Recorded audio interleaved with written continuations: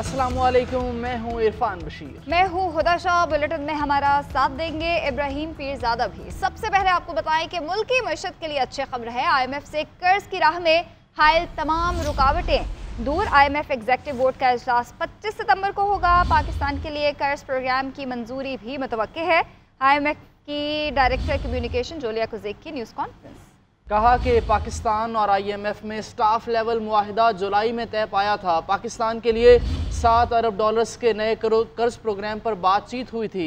State bank ने कहा कि IMF प्रोग्राम के उसूल में कोई रुकावट नहीं है। वज़ीर आज़म शहबाज शरीफ कहते हैं कि IMF से गुफ्तगू अच्छे तरीके से आगे बढ़ी है। IMF से मुआहिदे में दोस्त मुल्कों ने मदद की। हमें अपने पाँव पर खड़े होकर कर्जों से जान छुड़ाना होगी। वफाकी काबीना के इजलास में इजहार ख्याल करते हुए वज़ीर आज़म ने कहा कि तेज़ी से कम अफरात ज़र की शरह की बदौलत शरह सूद में कमी आई। पॉलिसी रेट में कमी मुल्की मईशत के लिए खुशाइंद है। हुकूमती इक़दाम से मुल्की मईशत को 4 चांद लगेंगे। पॉलिसी रेट कम होने से पाकिस्तानी मईशत पर सरमायाकारों का एतमाद बढ़ेगा, सरमायाकारी में इजाफा होगा। पॉलिसी रेट सिंगल डिजिट पर आ जाए तो बड़ी बात होगी। बिजली के शोबे और FBR में इस्लाहात पर काम कर रहे हैं। मैं समझता हूँ कि IMF के हवाले से हमने अपनी पूरी कोशिश करके उनके साथ जो भी उनकी हमारे साथ गुफ्तगू थी वो एक अच्छे तरीके से आगे बढ़ रही है। IMF के हवाले से हमारे दोस्त ममालिक ने जिनके साथ हमारा चोरी दामन का साथ है, उन्होंने एक मरतबा फिर हमारी पूरी तरह उन्होंने हमारा साथ दिया है। बस ये कहूँगा कि उन्होंने जो कुछ किया है बिल्कुल एक जो भाई भाई के लिए करता है और दोस्त दोस्त के लिए करता है। बरादर और दोस्त ममालिक ने पिछली मरतबा भी इस मुद्दा फिर उन्होंने उसी तारीख को उन्होंने दोहराया है और पूरा साथ पाकिस्तान का दिया है।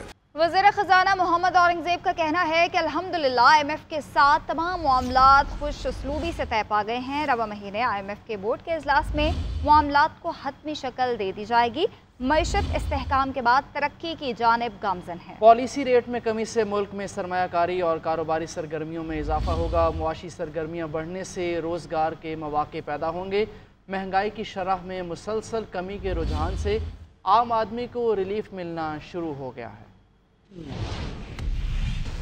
स्टेट बैंक के इक़दाम के हवाले से बताएं। स्टेट बैंक का शरह सूद में 2% कमी का ऐलान सामने आया है। पॉलिसी रेट 17.5% हो गया है और स्टेट बैंक के मुताबिक 2 माह में महंगाई में इजाफे की शरह तेजी से कम हो रही है और तेल और ग़िज़ाई अजनास की आलमी कीमतों में कमी रिकॉर्ड की गई है।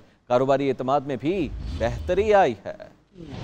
शरह सूद में बड़ी कमी। स्टेट बैंक ने नई मॉनेटरी पॉलिसी का ऐलान कर दिया। मरकजी बैंक से जारी एलामिया में बताया गया कि पॉलिसी रेट को 19.5 से कम करके 17.5% करने का फैसला किया है। गुज़िश्ता 2 माह के दौरान उमूमी और फौरी महंगाई के शरह में वाज़ेह कमी आई है। इसके अलावा फ्यूल और ग़िज़ाई अजनास की कीमतों में आलमी सतह पर आने वाली कमी भी है, जिससे कारोबारी तबके के लिए एतमाद में भी इजाफा हुआ है। स्टेट बैंक के एलामिया के मुताबिक महंगाई में मजीद कमी की तौक़ी की बुनियाद पर कारोबारी तबके के एतमाद में इजाफा हुआ, लेकिन सार्फिन के तौक़ात में किसी कदर कमी आई है, जबकि जुलाई और अगस्त 2024 के दौरान FBR की टैक्स वसूली हदफ कम रही। मरकजी बैंक से जारी रिपोर्ट में मजीद कहा गया है कि माली साल 2024-25 में औसत महंगाई 11.5 से 13.5% की गुज़िश्ता पेशगोई से भी कम हो सकती है। राशिद खान, GNN, कराची।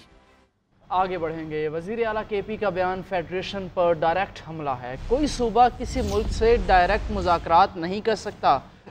वज़ीर दिफा ख्वाजा आसिफ का कौमी असम्बली में इज़हार ख्याल। बोले, जिस रास्ते पर अली अमीन गंदापुर चल रहे हैं ये ज़हर कातिल है। मैं पार्लियामान का वाहिद रुकन हूँ जिस पर आर्टिकल 6 लगाया गया। जब हमारे साथ ज्यादती हो रही थी तब इन्होंने आवाज़ बुलंद नहीं की। स्पीकर कौमी असम्बली ने शानदार रिवायत कायम की। माजी में असद कैसे रवायात का ख्याल रखते तो ये दिन देखना ना पड़ता।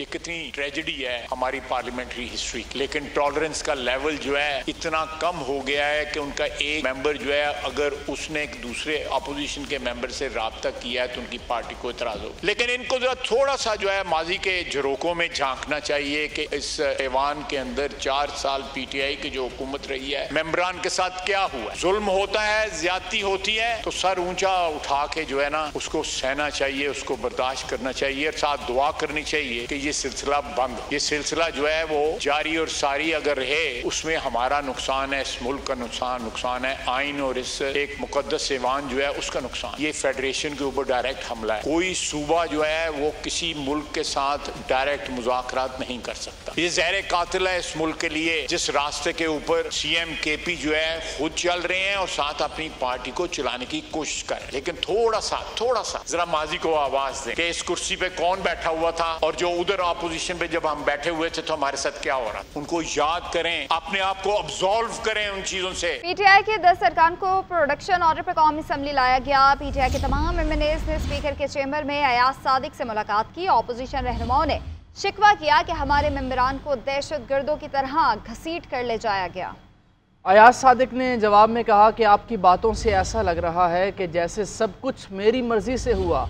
अब मुझे भी अंदर जाकर सोचना पड़ेगा कि मुझे यहाँ रहना है या नहीं।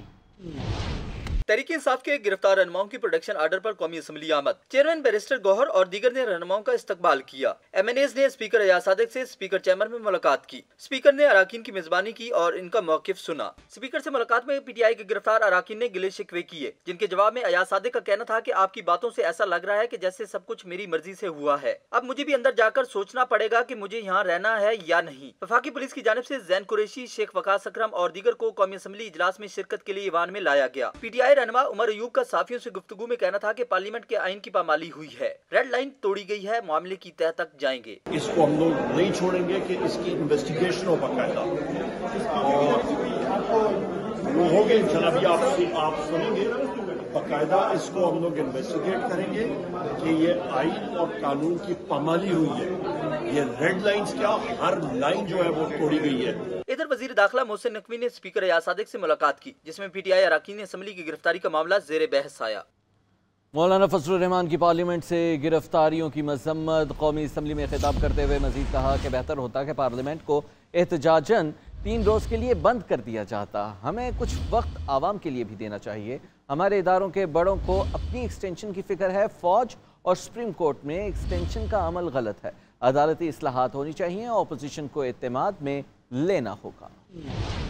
यहाँ इदारे और इदारों के बड़े वो अपने एक्सटेंशन के लिए फिक्रमंद हैं, अपने इदारों की इस्लाह और तकवीयत के लिए फिक्रमंद नहीं है। एक्सटेंशन का अमल अगर फौज के अंदर है तब भी गलत है, अगर अदलिया के अंदर है तब भी गलत है, अगर सिविल ब्यूरोक्रेसी के अंदर है तब भी गलत है। ये तो कल पार्लियामेंट भी मुतालबा कर सकता है। 5 साल के बाद हमें भी 5 साल की एक्सटेंशन दी जाए। पार्लियामेंट तो सुप्रीम है, उसको तो बदरजा औलाए हक हासिल होगा। मैं बरमला इस बात का इजहार करना चाहता हूँ कि इस हवाले से हमारी पोजीशन बिल्कुल वाज़ेह है। हम अपोजिशन हैं, इस पर अपोजिशन का किरदार अदा करेंगे और कभी हम इस मुल्क के अंदर एक गलत रिवायत की बुनियाद नहीं डालने देंगे। मैं कहता हूं चीफ जस्टिस मेरी मर्जी का हो, आप कहते हैं नहीं चीफ जस्टिस मेरी मर्जी का हो। क्यों यहाँ पर बात क्यों आ गई? क्या इस निजाम में इस्लाहात की तरफ नहीं जाना? चार्टर ऑफ पार्लियामेंट के लिए बनी खुसूसी कमेटी का पहला इजलास हुआ। अराकीन पहले दिन ही आपस में उलझ पड़े।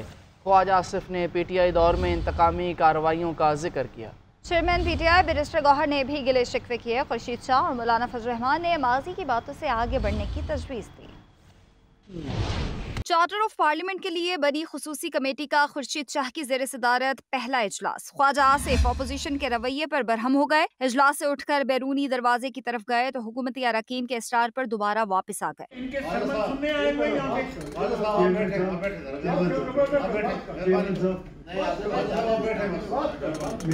अपने माली पे तो नजर दुराएं। इन्होंने क्या किया? ख्वाजा आसिफ ने कहा कि मैं इस कमेटी में नहीं बैठूंगा। क्या हम यहाँ पर इनकी बातें सुनने आए हैं? जनरल फैज ने मुझे फोन किया कि तुम्हारे पास 3 वोट हैं, गिलानी को वोट ना डालो। नवाज शरीफ ने मिन्नतें की कि मेरी बीवी से बात करवा दो, लेकिन बीवी से बात नहीं कराई गई। नायब वजीर आजम इसहाक डार ने कहा मैं मुज़ाकरात पर यकीन रखने वाला बंदा हूँ, ये ना कहा जाए कि माजी में कुछ नहीं हुआ। इस पर खालिद मगजी ने कहा कि अगर हम अपनी गलतियों पर रोएंगे तो आगे नहीं जा सकेंगे। खुर्शीद शाह ने कहा कि सब कुछ ठीक करने के लिए माजी को भुलाना पड़ेगा। इस पर बैरिस्टर गौहर ने कहा कि हमारे खिलाफ सैकड़ों केसेस बनाए गए। अगर आप हमें नहीं सुन सकते तो स्पीकर से कहें कि आपका नाम कमेटी से निकाल दें। इस पर ख्वाजा आसिफ बोले कि आप बेगुनाही जाहिर करते हैं, लेकिन आप बेगुनाह नहीं हैं। मौलाना फजल रहमान ने मुदाखलत करते हुए कहा कि हमें समझना होगा ये कौमी असम्बली का इजलास नहीं, हमें आपस में घर की तरह बात। तहरीक इंसाफ के मेंबरान कौमी असम्बली के जिस्मानी रिमांड का फैसला मुअत्तल। इस्लामाबाद हाई कोर्ट ने इंसदादी दहशतगर्दी अदालत का फैसला मुअत्तल किया। अदालत ने एडवोकेट जनरल इस्लामाबाद और प्रोसिक्यूटर जनरल को नोटिस जारी कर दिया। 2 रुकनी बेंच कल मजीद दलाइल सुनकर हतमी फैसला करेगा। इंसदादी दहशतगर्दी अदालत ने मेंबरान का 8 दिन का रिमांड दिया था। तहरीक इंसाफ के सेनेटर अली जफर कहते हैं कि 9 सितंबर को एहतजाज का हक इस्तेमाल करने वाले अरकान पार्लियामेंट को गिरफ्तार किया गया। उस दिन से डरता हूँ कहीं आपको इस दिन का सामना ना करना पड़े। नून लीग के सेनेटर इरफान सिद्दीकी ने जवाब दिया, पार्लियामेंट की तरह घर भी मुकद्दस होता है। मुझे घर से आधी रात को घसीट कर गिरफ्तार किया गया। ये वही फसल है जो आपने बोई थी। ऑपोजिशन का कौन सा लीडर था जो आपके दौर में गिरफ्तार नहीं हुआ?